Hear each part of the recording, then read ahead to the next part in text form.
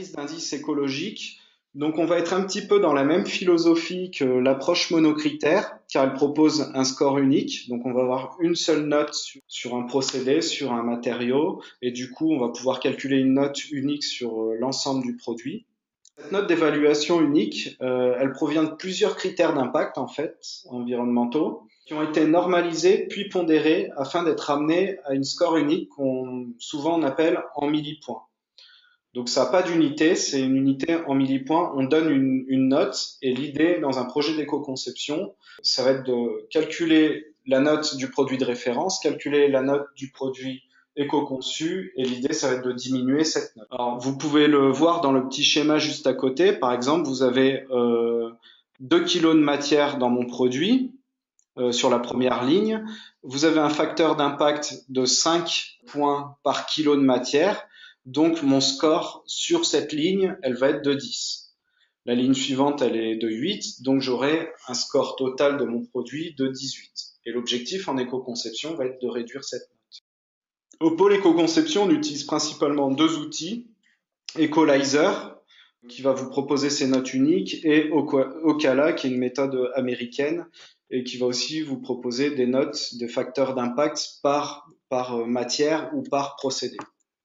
Alors, quand on l'utilise dans une démarche d'éco-conception, dans toutes les étapes d'une démarche d'éco-conception, sauf dans l'étape de cadrage où c'est un petit peu plus compliqué de piloter le choix du produit et la stratégie globale. Alors, les avantages, c'est rapide. Pour un comparatif matière ou procédé, on peut faire ça très rapidement. Permet une évaluation en amont des projets, identification rapide des points chauds pour savoir sur quelle étape du cycle de vie, sur quel composant il va falloir approfondir les études pour savoir les vrais enjeux environnementaux. Outils pratiques pour des concepteurs et des designers sans spécialisation de l'environnement. Donc on n'est pas obligé de s'adresser à des spécialistes de l'environnement. Outil qui est utilisable dans le développement d'un produit. Quand on veut réaliser un premier projet d'éco-conception, en général, sur le premier projet d'éco-conception, on réalise toujours tout de suite des gros gains environnementaux. Et du coup, cet outil-là, on va pouvoir voir ces gains. Par contre, un inconvénient, c'est que sur des produits de seconde génération ou de troisième génération d'éco-conception, l'outil ne devient pas assez précis pour pouvoir voir les améliorations d'une génération à l'autre de projets d'éco-conception. Cet outil-là ne permet pas de la communication en externe parce que finalement l'indicateur il n'est pas connu, on est en millipoints sans unité, donc ça parle pas grand monde, donc une communication externe va être assez compliquée. Et ces méthodes, comme c'est des agglomérats de facteurs d'impact qui sont déterminés par des méthodes de calcul de normalisation et de pondération, sont sujettes à controverse parmi les spécialistes de l'environnement. Cet outil peut aussi être un frein à des stratégies de rupture.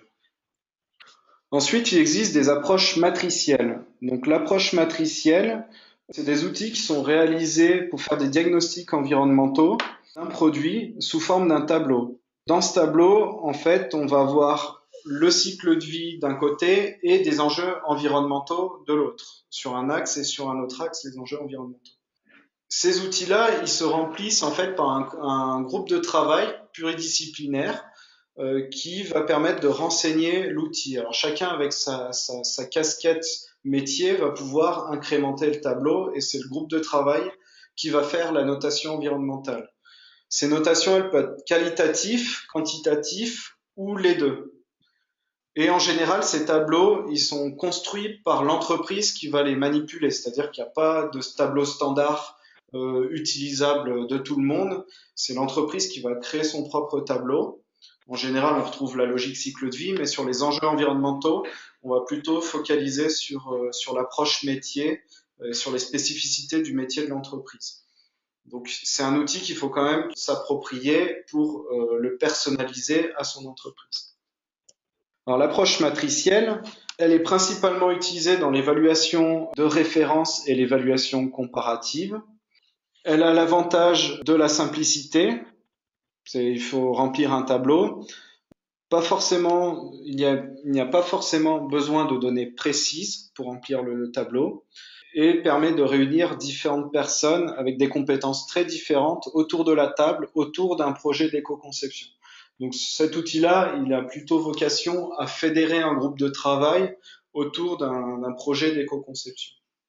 Les inconvénients nécessitent une certaine connaissance environnementale pour pouvoir le remplir avec pertinence. Il faut quand même avoir des notions sur les enjeux environnementaux, sur son produit, une bonne connaissance du produit.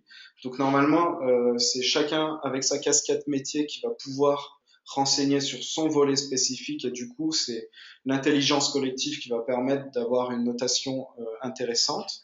Le risque, c'est de se heurter aux différentes visions aussi des personnes participants qui enseignent la matrice, surtout quand on est sur des approches qualitatives.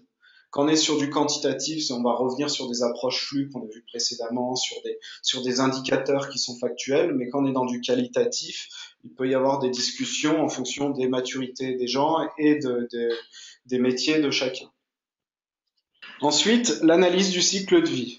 Donc vous avez bien compris, quand on parle d'éco-conception, traditionnellement, on pense à l'analyse du cycle de vie. Vous avez bien compris que l'analyse du cycle de vie, c'est un outil parmi 12 catégories d'outils qui permettent de piloter un projet d'éco-conception. Donc l'analyse du cycle de vie est une prise en compte exhaustive de tous les flux comptant de manière significative dans l'ensemble du cycle de vie d'un produit, dans le but de connaître les impacts engendrés sur l'environnement et ce sur plusieurs critères d'impact.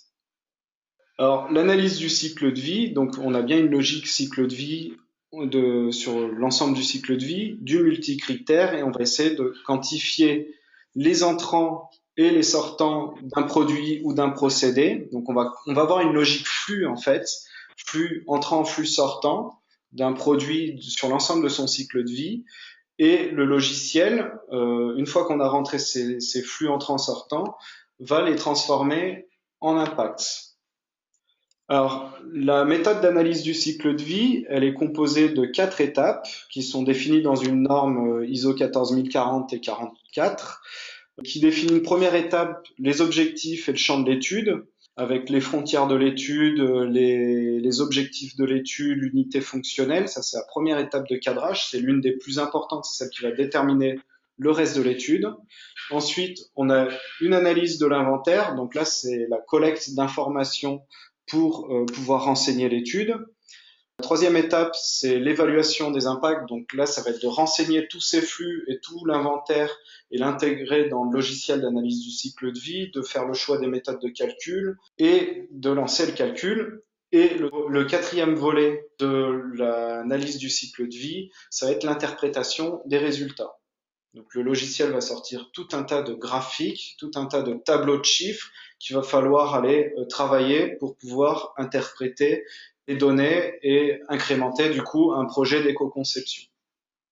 On l'utilise dans toutes les étapes d'une démarche d'éco-conception, sauf dans l'étape de cadrage de la démarche d'éco-conception.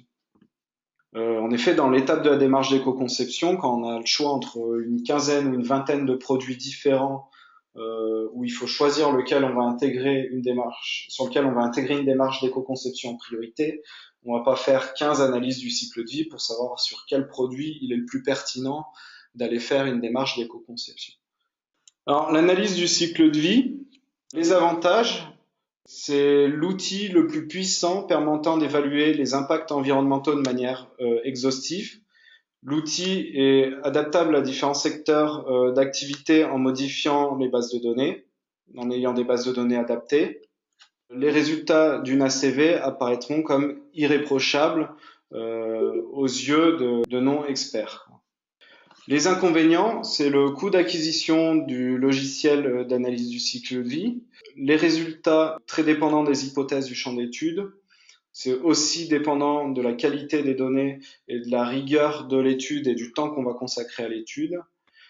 Ce type de logiciel n'apporte pas de solution d'éco-conception, mais juste l'analyse des impacts sur l'environnement. Donc après, il faut traduire tout ça pour développer une stratégie d'éco-conception. Et de plus, quand on utilise ce type de logiciel, il est assez difficile de se projeter dans des stratégies d'éco-conception en rupture, en éco-innovation. Alors, il existe un autre outil, c'est la checklist. La checklist qui est une liste de bonnes questions à se poser sur l'ensemble du cycle de vie d'un produit. Ces checklists, elles peuvent être soit génériques, soit sectorielles, soit personnalisées. Donc personnalisée, c'est l'entreprise qui va se créer sa propre checklist sur les spécificités de son produit à partir d'une checklist générique.